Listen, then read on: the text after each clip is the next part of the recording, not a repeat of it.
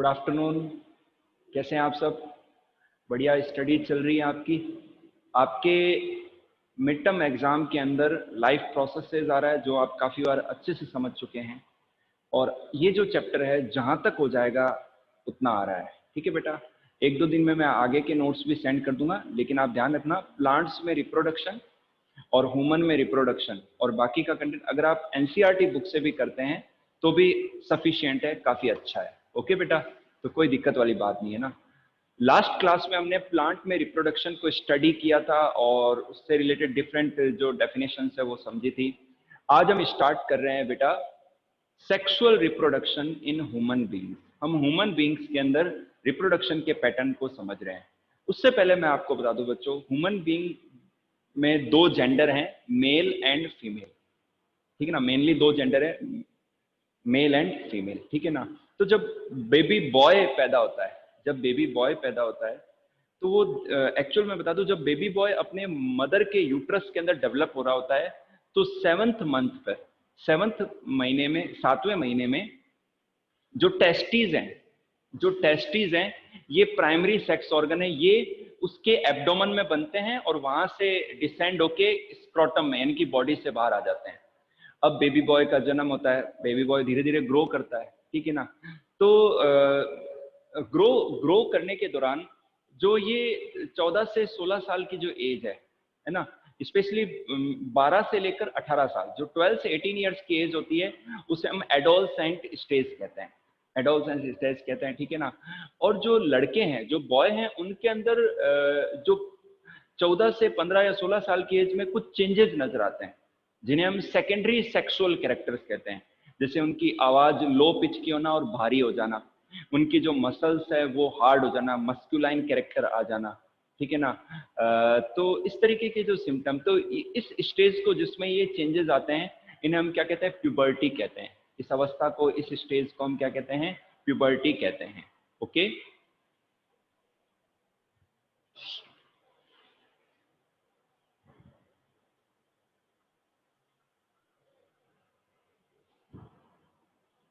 Okay बेटा, तो इस स्टेट को हम क्या कहते हैं? प्यूबर्टी कहते हैं। और इसमें एक्चुअली क्या होता है कि रिप्रोडक्शन की एबिलिटी आ जाती है बॉयज के अंदर। बॉयज के अंदर क्या आ जाता है? रिप्रोडक्शन की एबिलिटी आ जाती है। ओके बेटा। और बॉयज के जो प्राइमरी सेक्स ऑर्गन है जैसे कि टेस्टिस जो हैं, उनमें स्पर्म का प्रोडक्शन शुरू हो जाता है। और ये जो चेंजेस आते हैं सेकेंडरी सेक्सुअल कैरेक्टर्स, वो टेस्टिस के द्वारा एक हार्मोन रिलीज होता है, उस हार्मोन को हम कहते हैं टेस्टोस्टेरोन। तो इस हार्मोन के कारण से सेकेंडरी सेक्सुअल कैरेक्टर्स रेगुलेट होते हैं, बॉयज के अंदर रिप्रोडक्शन की एबिलिटी आ जाती है, स्पर्म का प्रोडक्शन स्टार्ट हो जाता है। तो ऑल दीज जो है events happens in the boys. ठीक है ना। अब बात करते हैं फीमेल्स की। जब एक लड़की होती है, एक माँ के गर्भ में, एक माँ के यूट्रस के अंदर बेबी गर्ल होता है, अगर फीटस जो है वो फीमेल है, तभी उसकी जो ओवेरीज है वो बन जाती हैं और ओवेरीज के अंदर जो oocytes हैं वो बन जाते हैं। ठीक है ना। लेकिन वो मैच्योर नहीं होते हैं। तो बर्थ के समय जब बेबी गर्ल पैदा होती है तो उसकी ओवेरीज में ऑलरेडी हजारों जो oocytes हैं वो बने हुए होते हैं। जब लड़की 12-13 साल की एज की हो जाती है तो उस समय हर महीने फिर 12-13 साल की एज में क्या होता है कि लड़कियों के अंदर मेंस्ट्रुअल फ्लो शुरू हो जाता है। मेंस्ट्रुअल फ्लो क्या होता है कि हर महीने जो है, अच्छा, इस स्टेज को हम प्यूबर्टी कहते हैं। और इसमें सेकेंडरी सेक्सुअल कैरेक्टर्स फीमेल्स में देखने को मिलते हैं, आवाज हाई पिच हो जाना, ठीक है ना, स्किन का सॉफ्ट होना, ठीक है ना। और हाँ, इस तरीके से ये जो मेंस्ट्रुअल साइकिल का स्टार्ट हो जाना, तो ये सब देखने, तो इस स्टेज को हम प्यूबर्टी कहते हैं फीमेल में, और ये 12-13 साल की एज में आती है। और इस दौरान क्या होता है कि हर महीने जो लड़की है, फीमेल है, उसके यूट्रस के अंदर साइक्लिकल चेंजेस आते हैं टू बियर द प्रेगनेंसी।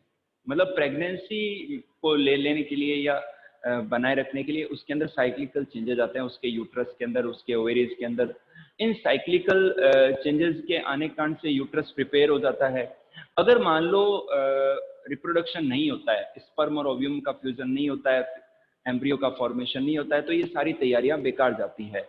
तो 28 डेज के बाद में, हर 28 डेज के अंतराल में, इंटरवल में क्या होता है, ये रिपीटेशन होता है। तो 28 डेज के बाद में क्या होता है कि यूट्रस की जो लाइनिंग है वो खुरच कर, जो इंटरनल लाइनिंग है, साथ में ब्लड वेसल्स और ब्लड जो है बॉडी से फ्लो होते हैं, बाहर निकलते हैं, तो इसी को हम क्या कहते हैं, मेंस्ट्रुअल फ्लो कहते हैं। और मेंस्ट्रुअल साइकिल की शुरुआत को हम कहते हैं मीनार्च। मेंस्ट्रुअल साइकिल की शुरुआत को हम क्या कहते हैं बेटा, मीनार्च कहते हैं। ठीक है, तो ये 13 साल या 12 साल की एज में लड़कियों के अंदर, फीमेल्स के अंदर स्टार्ट हो जाता है। ओके, ठीक है बेटा। तो इससे ये शो होता है कि जो फीमेल्स हैं उनमें रिप्रोडक्शन की एबिलिटी आ गई है, and now she is able to conceive. Conceive कहते हैं गर्भ धारण करना, है ना। तो ये चेंजेस आते हैं, ठीक है। तो इस इन साइक्लिकल चेंजेस के दौरान क्या होता है कि जो oocytes होते हैं वो मैच्योर होते हैं, और हर महीने 2 ओवेरी पाई जाती है। फीमेल्स के अंदर 2 ओवेरी पाई जाती है एब्डोमेन के नीचे, ठीक है ना। तो किसी महीने एक ओवेरी से, दूसरे महीने दूसरे ओवेरी से। तो इसे अल्टरनेट फॉर्म में क्या होता है, एक ओवेरी से हर महीने एक ओव्यूम रिलीज होता है, एक ओव्यूम या एक एग रिलीज होता है। और स्पर्म्स जो होते हैं, जो मेल गैमेट्स हैं, स्पर्म्स हैं पुरुष के अंदर, वो मिलियंस होते हैं, ठीक है ना। कोई एक स्पर्म किसी एक ओव्यूम से फ्यूजन करता है, इससे जाइगोट बनता है, इससे एम्ब्रियो बनता है, और फिर फीटस या चाइल्ड डेवलप होता है। ठीक है बेटा। तो फीमेल्स के अंदर ये चेंजेस देखने को मिलता है। तो फीमेल्स के जो सेकेंडरी कैरेक्टर्स, इन्हें हम सेकेंडरी सेक्सुअल कैरेक्टर्स कहते हैं। तो इस तरीके से डिफरेंस पाया जाता है फीमेल्स के अंदर। तो बच्चों, सबसे प्यूबर्टी क्या है कि ये जो एडोलसेंट स्टेज की ये जो स्टेट है, जिसके अंदर सेकेंडरी सेक्सुअल कैरेक्टर्स डेवलप हो जाते हैं, और जो लड़का और लड़की है वो रिप्रोडक्शन के लिए कैपेबल हो जाते हैं, तो उस स्टेट को हम क्या कहते हैं, प्यूबर्टी कहते हैं। ओके बेटा। तो सबसे पहले हम डिस्कस करेंगे ह्यूमन मेल रिप्रोडक्टिव सिस्टम को। ठीक है, तो यहां मैंने स्केच ड्रॉ किया है ह्यूमन मेल रिप्रोडक्टिव सिस्टम का। मैं अभी लेबल करता हूं इनको, और फिर मैं आपको समझाता हूं। ठीक है, मैं लेबल कर देता हूं बच्चों सबसे पहले।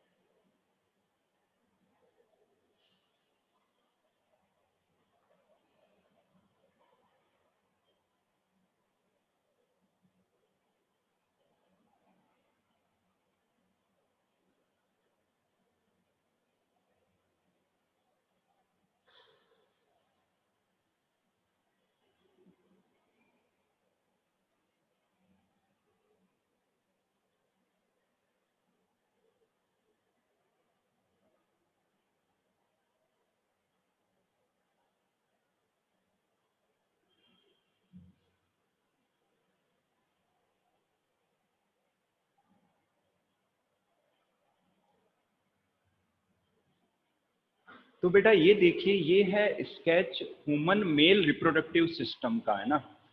तो एक चीज मैं बता दूं आपको, जो प्राइमरी सेक्स ऑर्गन है, जो प्राइमरी सेक्स ऑर्गन है ह्यूमन मेल रिप्रोडक्टिव सिस्टम है, वो गॉनेट्स हैं, टेस्टीज हैं। जो टेस्टीज हैं, testes are the primary sex organ, क्योंकि उन्हीं में स्पर्म्स बनते हैं, उन्हीं में टेस्टोस्टेरोन हार्मोन बनता है।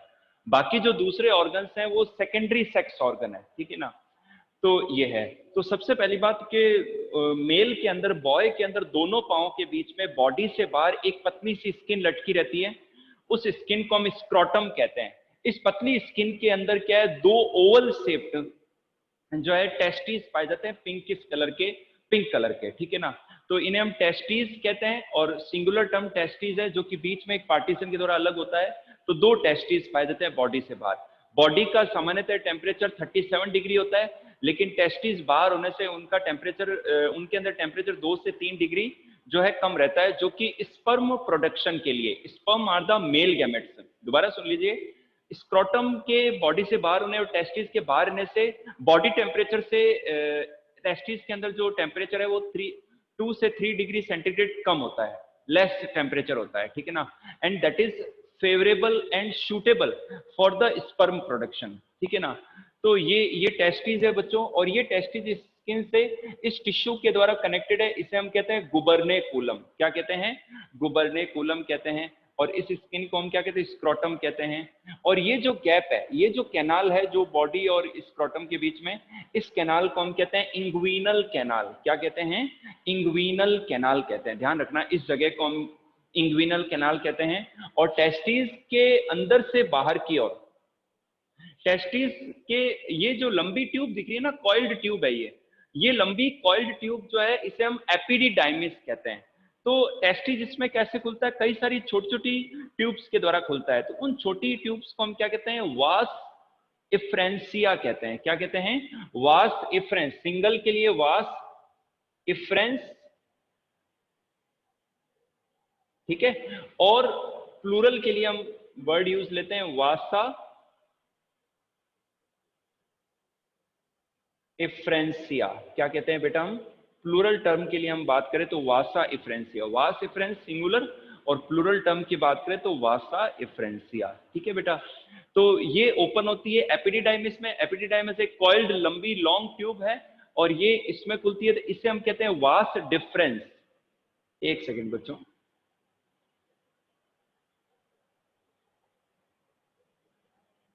सिंगल के लिए वास्ट डिफरेंस, और दोनों तरफ होती है, दोनों तरफ होती है, तो इसे हम क्या कहते हैं? वास्ट डिफरेंसिया कहते हैं, ठीक है। और अच्छा, एक चीज और, टेस्टिस के अंदर कई सारे छोटे छोटे लॉब्यूल्स होते हैं, और लॉब्यूल्स के अंदर कई सारी जो है सेमिनिफेरस ट्यूब्यूल्स होती हैं। सेमिनिफेरस ट्यूब्यूल्स के अंदर स्पर्म का प्रोडक्शन होता है, ठीक है ना। अब देखिए आप, ये वासा डिफरेंसिया अंदर की ओर जाती है, बॉडी के अंदर एंटर होके लूप ओवर होके यहाँ से और यहाँ तक आती है। यहाँ पर दो सेक लाइक छोटी स्ट्रक्चर है, इन्हें हम सेमिनल वेसिकल कहते हैं। क्या कहते हैं? सेमिनल वेसिकल कहते हैं, ठीक है बेटा। ये यहां तक आती है, यहां से फिर जो है इस जगह को, ये जो जगह है ना, जो सेमिनल वेसिकल और इसका ट्यूब है वासा डिफरेंशिया का, इसे हम कहते हैं इजैकुलेटरी डक्ट।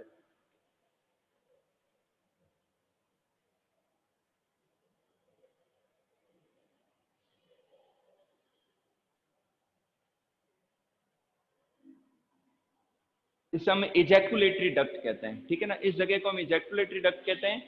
और अब देखिए यहाँ पर एक स्पॉन्जी ग्लैंड है। अच्छा, इस भाग को, अब इस ट्यूब को हम कहते हैं यूरिनोजेनाइटल डक्ट। क्या कहते हैं? यूरिनोजेनाइटल डक्ट कहते हैं, ठीक है ना। अब यहाँ देखिए, ये बच्चों यूरिनरी ब्लैडर है, जिसमें यूरिन स्टोर है। ये यूरेटर है, मूत्र नलिका, जो यूरिन को यहाँ लाती है, इसे हम यूरिनरी ब्लैडर कहते हैं। और यहाँ एक स्पॉन्जी ग्लैंड है, इसे हम कहते हैं प्रोस्टेट ग्लैंड। आप ध्यान रखना, मेल के अंदर जो मेल होते हैं उनके अंदर रिप्रोडक्शन का पार्ट और यूरिन पासेज का पासेज का जो पार्ट है वो एक ही होता है। तो इसलिए इस ट्रैक को हम क्या कहते हैं? यूरिनोजेनाइटल ट्रैक कहते हैं। ये जो ट्यूब है इसे यूरिनोजेनाइटल ट्रैक कहते हैं। और ये यूरिनरी ब्लैडर है जहाँ यूरिन स्टोर रहता है। यहाँ पर ना एक स्पॉन्जी ग्लैंड है, इसे प्रोस्टेट ग्लैंड कहते हैं। उससे थोड़ा और आगे आए तो यहाँ पी साइज्ड ग्लैंड है, इन्हें हम काउपर्स ग्लैंड कहते हैं। क्या कहते हैं बेटा? हम इन्हें हम काउपर्स ग्लैंड या बल्बो यूरेथ्रल ग्लैंड कहते हैं, ठीक है ना। अब ये ट्यूब यहाँ आती जा रही है, आती जा रही है। ये जो एक्सटर्नल जेनिटेलिया, ये जो स्ट्रक्चर है, ये एक्सटर्नल जेनिटेलिया है जो कि मेल को फीमेल के अंदर स्पर्म को इंट्रोड्यूस करने में हेल्प करते हैं। तो इस स्ट्रक्चर को हम पेनिस कहते हैं। तो पेनिस के द्वारा जो मेल होता है वो अपने स्पर्म को फीमेल की बॉडी में एंटर करवा देता है, ठीक है ना। अब ये जो ट्यूब यहाँ आ रही है इसे हम कहते हैं यूरेथ्रा। इसे बेटा क्या कहते हैं हम? यूरेथ्रा कहते हैं। एक सेकेंड। जहां से यूरिन या स्पर्म का पासेज होता है तो इसे हम क्या कहते हैं? यूरेथ्रा कहते हैं। ओके बेटा।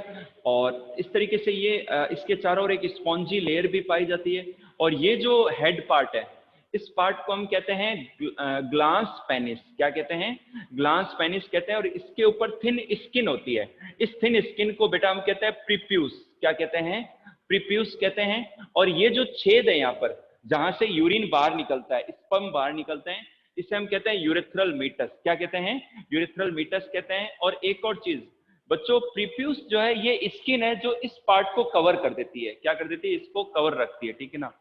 तो इस तरीके से जो स्ट्रक्चर पाई जाती है ह्यूमन मेल रिप्रोडक्टिव सिस्टम की।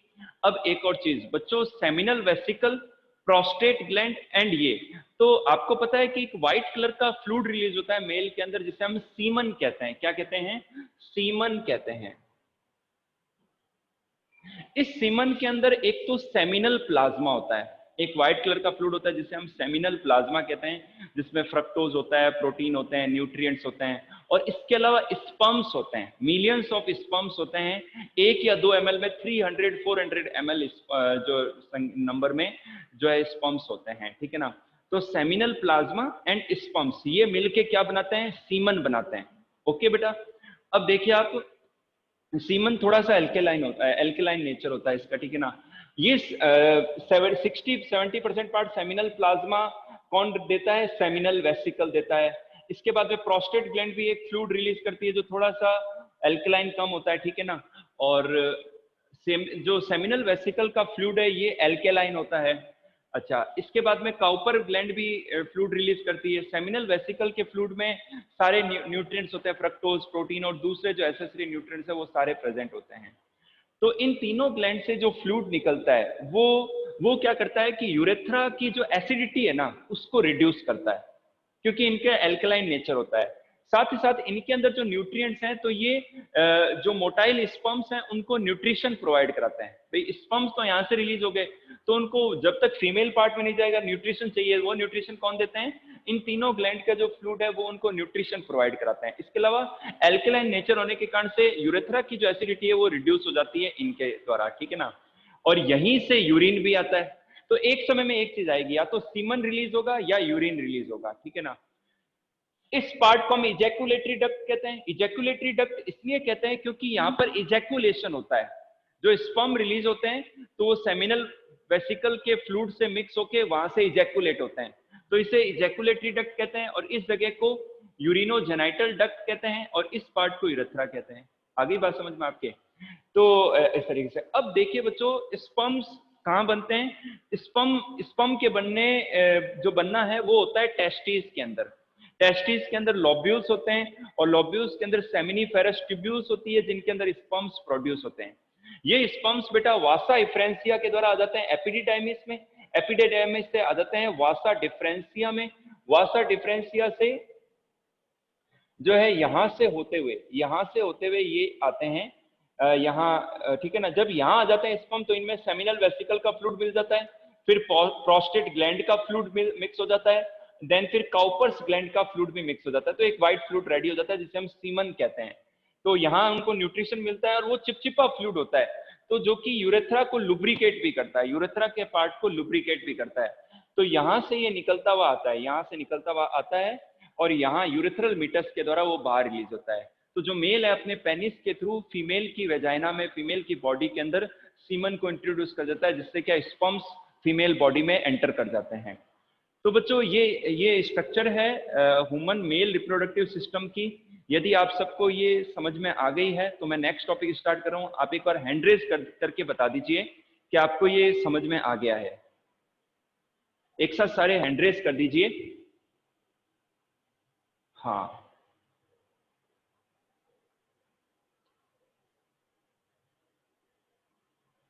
ठीक है, थैंक यू बेटा।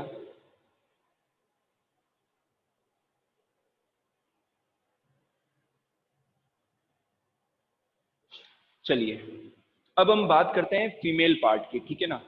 अ, एक चीज और बेटा, मैं फिर से कह रहा हूं कि इस चैप्टर को जहां तक अपन पढ़ेंगे उतना सिलेबस में आ जाएगा, आपके क्वेश्चन बन जाएंगे, उसमें आपको बेफिक्र रहना है।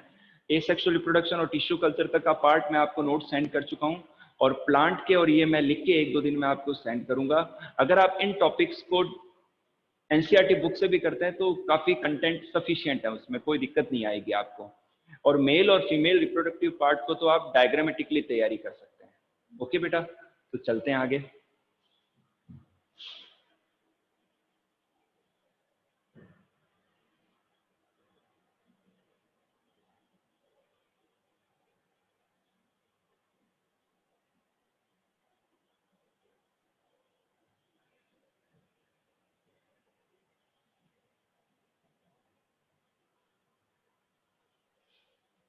अब हम लेते हैं ह्यूमन फीमेल रिप्रोडक्टिव सिस्टम में स्केच बना रहा हूं बच्चों, आप भी मेरे साथ में ड्रॉ कीजिए।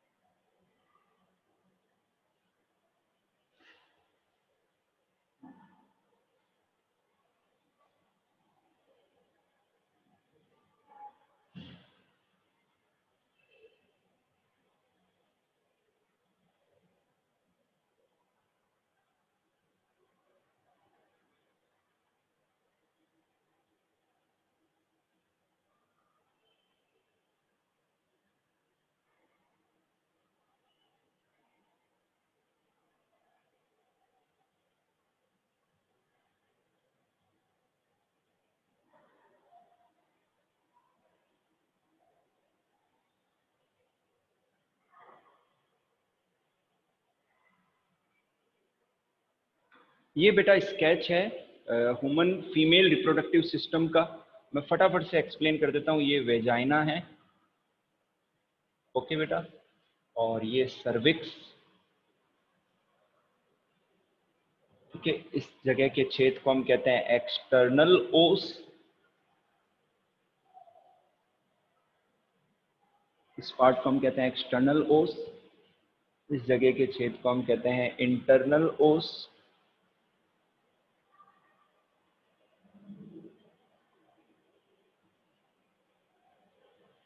एंड ये ओवेरीज हैं,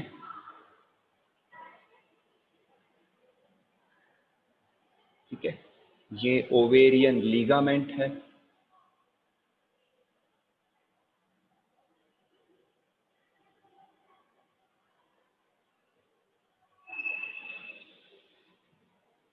ठीक है। और ये जो फिंगर लाइक स्ट्रक्चर है इन्हें हम कहते हैं फिम्ब्री,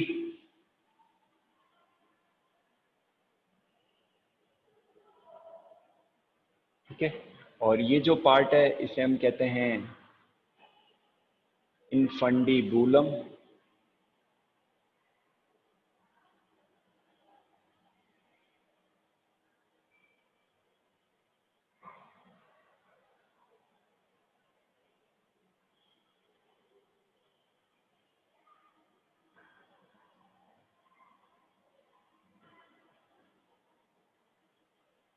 इसे हम इनफंडीबुलम कहते हैं। और ये पार्ट एम्पुला है,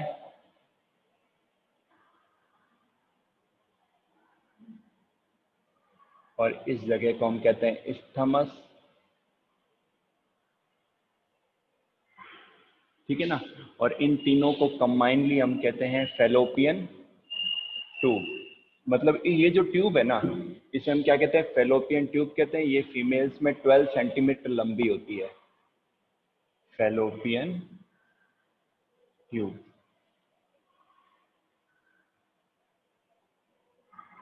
फेलोपियन ट्यूब, ठीक है बेटा। और ये जो पार्ट है ये यूट्रस है,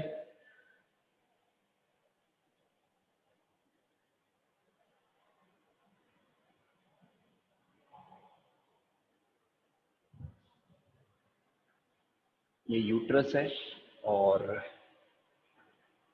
ये आउटर जो है वॉल होती है पेरीमेट्रियम,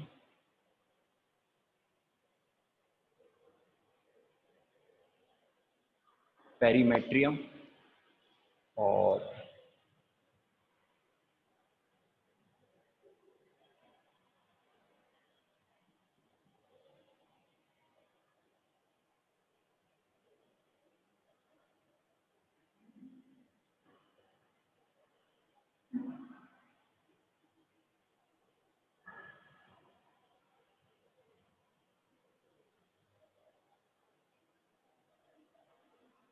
ये देखिए बच्चों, तो this is the sketch of human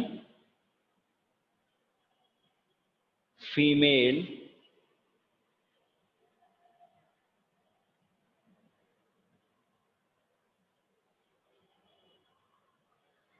reproductive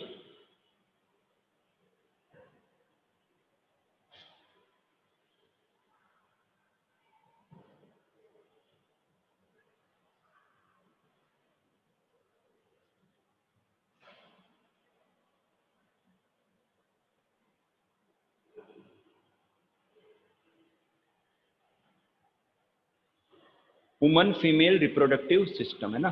तो ये स्केच है, ठीक है बेटा। अब इसमें देखिए ये जो ओवेरीज है ना, तो दो ओवेरीज होती हैं जो आलमंड शेप होती है, बादाम की शेप में होती है।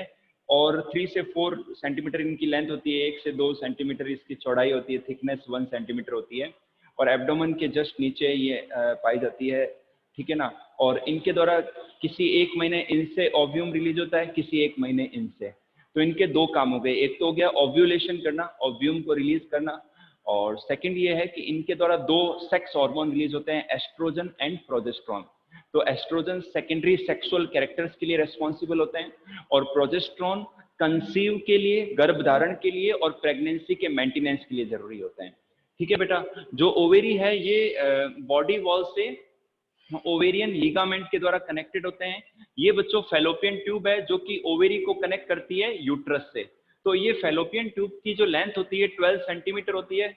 इसका जो ये पार्ट है इसे इन्फंडिब्यूलम कहते हैं, इस पार्ट को एम्पुला कहते हैं, इस पार्ट को स्थमस कहते हैं।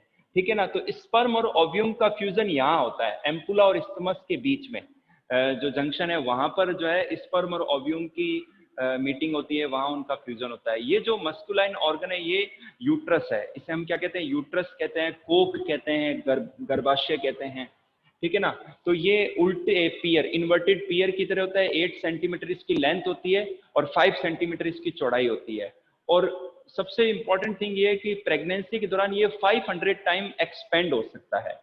ठीक है। और ये जो यूट्रस की वॉल है, सबसे बाहर की वॉल को हम पेरीमेट्रियम कहते हैं, मिडिल वॉल को मायोमेट्रियम कहते हैं और इनर वॉल को एंडोमेट्रियम कहते हैं। यूट्रस नीचे की ओर बाहर की ओर खुलता है। तो ये जो पार्ट है इस पार्ट को हम कहते हैं सर्विक्स। तो इसका अंदर का जो छेद है इसे कहते हैं इंटरनल ओस, और ये वेजाइना में ओपन हो रहा है तो इस पार्ट को हम कहते हैं एक्सटर्नल ओस कहते हैं।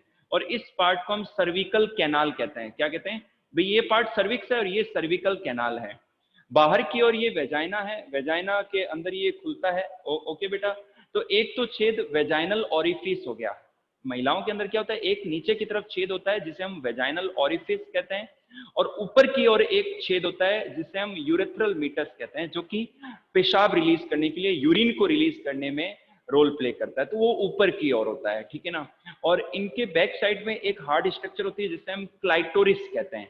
और क्लाइटोरिस जो है वुमन के पेनिस की तरह होता है। फीमेल के अंदर वुमन इसकी सिमिलरिटी पेनिस की तरह। इस क्लाइटोरिस नाम का जो स्ट्रक्चर होता है उसके ऊपर एक पतली स्किन होती है और जिसे हम प्रीप्यूस कहते हैं, और वो स्किन जो है महिलाओं को सेंसेशन देती है। ओके बेटा। तो ये स्केच है ह्यूमन फीमेल रिप्रोडक्टिव सिस्टम का। इसके रिलेटेड जो बाकी पार्ट है, जो टॉपिक है, वो हम कल की क्लास में डिस्कस करेंगे। ओके बेटा, आज इतना ही करेंगे। आप स्केच को अच्छे से देख लीजिए, रिमेनिंग पार्ट हम कल डिस्कस करेंगे।